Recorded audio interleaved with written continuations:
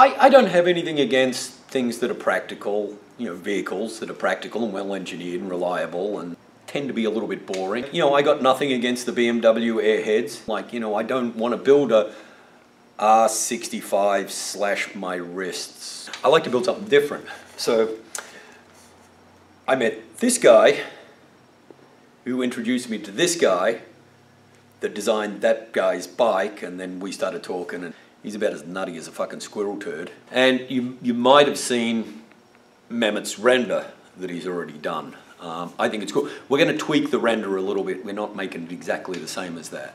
Now, this is totally impractical, although when you think about it, it can be practical. It's an old Harley, which I like, the torque, the 4-speed, so kind of in between here is 20th century, here's 21st century. So it's kind of bookended with some technology. So anyway, that's what this is going to be.